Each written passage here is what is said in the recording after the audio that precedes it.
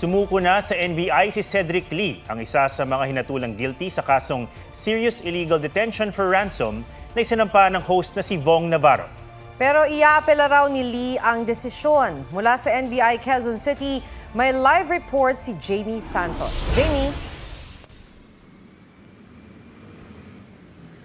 Maki Atom, kusang loob na sumuko si Cedric Lee sa tanggapan ng NBI ngayong gabi matapos ibaba ng Taguig Regional Trial Court ang hatol sa kanya.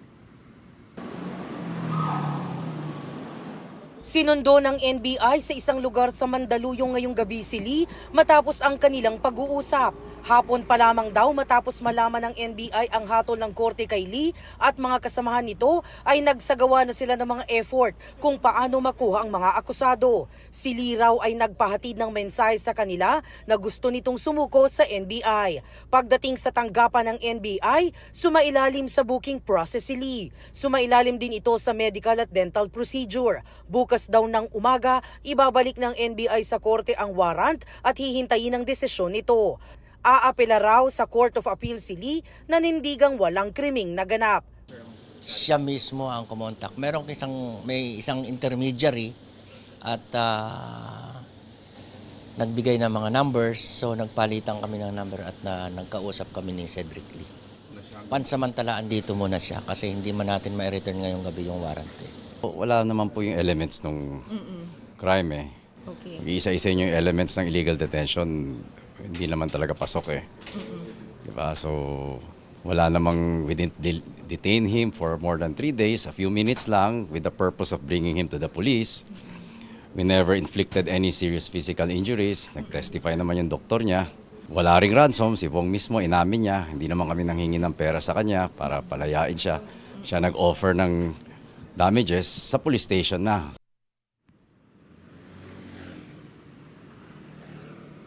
Maki, dito raw muna pansamantalang mananatili si Lee sa tanggapan ng NBI habang hinihintay ang commitment order. At yan ang latest mula rito sa Quezon City. Balik sa iyo, Maki. Maraming salamat, Jamie Santos. Kalmado raw na tinanggap ni Denise Cornejo ang desisyon ng korte ayon sa kanyang tiyuhin. Isa na lamang sa 4 na sinintensyahan na makulong ang pinaghahanap ng mga otoridad. May report si Salima Refran.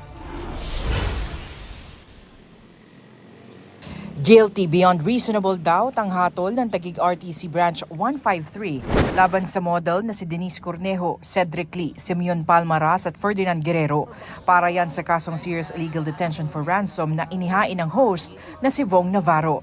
Reklusyon perpetwa o 20 hanggang 40 taong pagkakabilanggo ang sentensya ng korte. Kanselado na ang piyansa ng 4.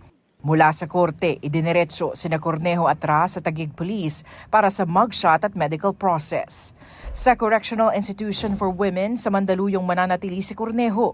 Si Ras naman sa Bilibid sa Muntinlupa. Nagugat ang kaso sa pamubugbog kay Navarro noong 2014. Batay sa salaysay ni Navarro, binugbog at pinagbantaan siya ng grupo ni Lee. Kinikilan din daw siya kapalit ng kanyang kalayaan. Depensa naman ng grupo ni Lee, dinetain nila ang aktor bilang citizen's arrest dahil sa umano'y panggagahasan ni Navarro kay Cornejo. Kinasuhan ni Navarro, sina Cornejo, Lee at 5 iba pa ng serious illegal detention for ransom. Nadismiss ang kaso laban kay Bernice Lee at isa pang akusado. Si Cornejo naman dinemanda si Navarro para sa rape at acts of lasciviousness. Pansamantalang na-detain si Navarro noong 2022 para rito. Pero binasura ng Korte Suprema ang kaso noong February 2023. Ang Supreme Court na mismo ang nagsabi na walang nangyari, walang ebidensya to show that Mr. Vong Navarro committed any crime which would have justified his being detained. So sinabi rin ng korte na the fact of detention is clear. Malinaw rin dun sa korte na si Mr. Vong Navarro ay nagsustain ng serious physical injuries. Ikinalungkot naman ng tiyuhin ni Cornejo ang desisyon. We were very sad and shocked, no? Nagawin ang desisyon ng judge. Hindi kami napakita ng galit, no? O siya. And I guess it's our faith, no? Our Christian faith that gave us peace of mind, no? Knowing that somehow, sooner or later, God's justice will prevail. Patuloy namin kinukuhanan ng panig ang 2 pang hinatulan. Salima Refran, nagbabalita para sa GMA Integrated News. Personal na nagpasalamat si Vong Navarro sa mga sumuporta sa kanya sa gitna ng anyay roller coaster na pinagdaanan niya. Sa programa niyang It's Showtime, nagpasalamat si Vong sa mga katrabaho niya para sa kanilang suporta. Nagpasalamat din siya sa Diyos, sa kanyang fans na patuloy raw na sumusuporta at naniwala sa kanya. Gayon din sa kanyang pamilya, lalo na sa may bahay niyang si Tanya. Of course, kay Tanya, nako, marami akong pagkukulang sa'yo, pero hindi mo ko iniwan. Marami akong kasalanan, pero nandiyan ka pa rin. Ayaw mong bumawi ako sa'yo. Mahal na mahal kita. Salamat. Ipinatawag ng Department of Foreign Affairs ang Deputy Chief of Mission ng Chinese Embassy kasunod ng water cannon incident sa West Philippine Sea. Ipinotesta ng DFA ang mga agresibong aksyon ng mga barko ng China na nakapinsala sa mga barko ng Pilipinas na naghahatid ng supply sa Baho de Masinloc o Panatag Shoal. Demand ng DFA sa China agad lisanin ng mga barko ng China ang Baho de Masinloc. Inalmahan ito ng Chinese Embassy. Giit nito, pinasok ng mga barko ng PCG at BIFAR nang walang permiso ang Huangyan Dao na bahagi raw ng kanilang teritoryo. Professional, rational, reasonable at legitimate raw ang ginawa nilang aksyon. Kung nagpapapayat pero walang budget pang gym, may mga simpleng paraan para ma-achieve ang inyong weight loss goal. May report si EJ Gomez. Maraming paraan para maabot ang weight loss target. Mukha mang simple pero ayon sa isang fitness coach, huwag ismulin ang paglalakad. Kung araw-araw natin siyang ginagawa, so yung makakaramdam tayo ng pagkasigla sa katawan. Isa nga yan sa activity ni Marian Ferrios mula nang mag-work from home siya noong pandemya. Na-enjoy ko po yung paglalakad. Pagkatapos ko mag-treadmill, I feel very motivated and mas gumagaan yung pakiramdam ko. At dahil mainit ang panahon, dapat daw mas maraming tubig ang iniinom. Napapanatili raw nitong hydrated ang katawan at nakatutulong din sa appetite suppression o pagbabawas ng pagkain. Pero maging wais sa pagpili ng inumin. Iwasan ng may mataas na calorie content. Sa mga soft drinks naman, hina-hinay lang. Ang 320 ml na soft drinks na ito may 96 calories na halos katumbas na ng 2 slice ng tinapay. Sa halip na soft drinks, mas maiging sa solid food items kunin ang calories para mas feeling busog. Mag-ingat din daw sa fats, magbawas ng pagkaing mamantika. Ang isang kutsara nga ng cooking oil katumbas na ng 100 calories. Maging mapili rin daw sa mga ulam. Dapat siguraduhin na maayos ang balanse ng protein at fat content. Gaya sa manok, ang 100 grams na breast part ay mas kaunti ang fat kumpara sa 100 grams na thigh part. Ano man daw ang weight loss target, stay motivated. You versus you. Sa umpisa lang, mahirap talaga. Once na-meet natin yung consistency natin, so tuloy-tuloy na siya. It doesn't have to be big steps kaagad, tulad ng paglalakad, pagja-jog, kahit hindi sa gym, kahit sa labas. Gaano man kalaki o kaliit ang timbang na nais o kailangan ninyong mabawas, mahalagang malaman muna ang inyong rason, motibasyon at kalusugan. Kapag malinaw na ang mga ito, saka subukan ang mga hakbang na bukod sa akma, kaya at siguradong ma-e-enjoy ninyo. EJ Gomez, nagbabalita para sa GMA Integrated News. Sian Lim, umaming nagde-date sila ng film producer na si Iris Lee. Sinabi yan ni Sian sa interview ng isang magazine. Tatlong magkakahiwalay na reklamong online libel isinampa ni Bea Alonso laban kay OG Diaz, Christy Fermin at kanilang mga co-hosts sa kanilang online show. Sa complaint affidavit ng aktres, nakasaad na biktima raw siya ng mga mali, mapanira at malisyosong impormasyon na ikinalat-an niya ng tatlo.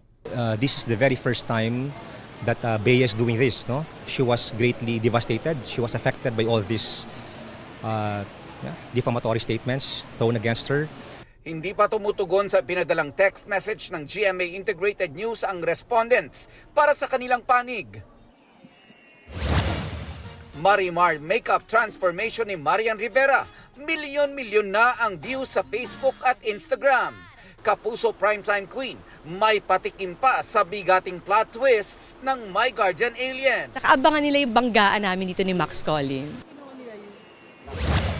It's Showtime host Ann Curtis may elevator encounter with Jake and Sung Hoon ng Enhypen. Concept photos para sa Right Place, Wrong Person album ni RM ng BTS inilabas ng big hit. Nelson Canlas nagbabalita para sa GMA Integrated News. Tumambling ang siklistang yan habang tumatawid sa intersection sa Talisay City, Cebu. Mabuti na lang walang nakasunod na sasakyan. Ayon sa City of Talisay Traffic Operations and Development Authority, sumemplang ang biker matapos sumabit ang sling ng kanyang bag sa gulong ng bisikleta.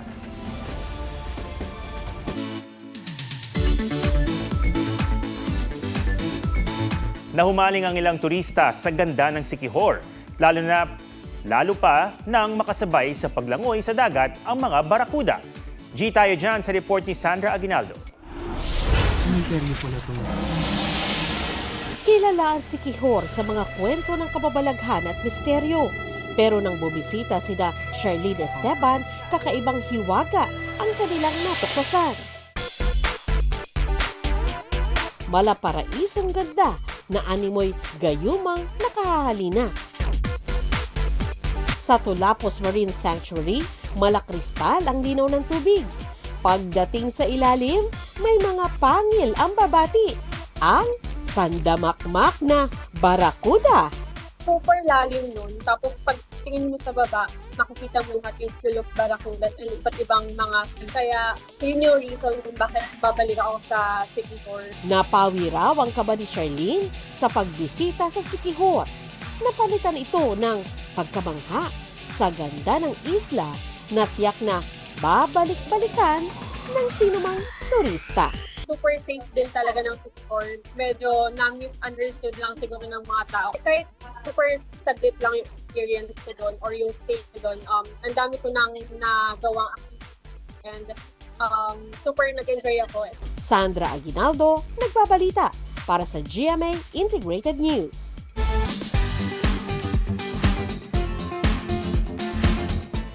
Sa init ngayon, umuusok ang creativity ng ilan para mapreskuhan. May tumambay sa ref at meron ding nag-swimming sa umaandar na pool.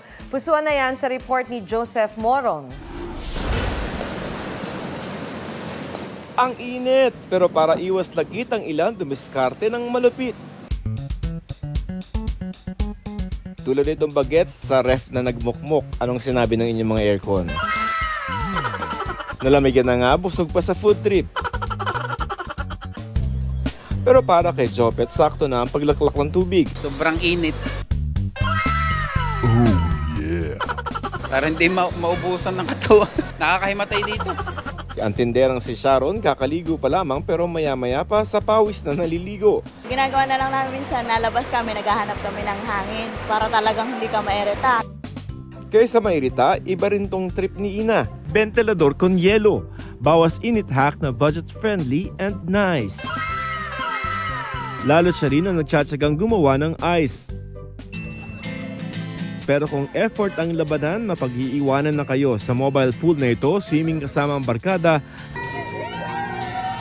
Nawalan kasi ng kuryente sa kanilang lugar kaya pinili nila magpakalayo-layo. Sakay ng literal na umaandar nilang paandar. Joseph Morong, nagbabalita para sa GMA Integrated News. Yan po ang State of the Nation. Ako si Atom Araulio para sa mas malaking misyon. Para sa mas malawak na paglilingkod sa bayan, ako si Maki Pulido. Mula sa GMA Integrated News, ang News Authority ng Pilipino. Mga kapuso, alamin ang State of the Nation. Mag-subscribe sa GMA Integrated News sa YouTube. Sa ating mga kapuso abroad, samahan nyo kami sa GMA Pinoy TV at sa www.gmanews.tv.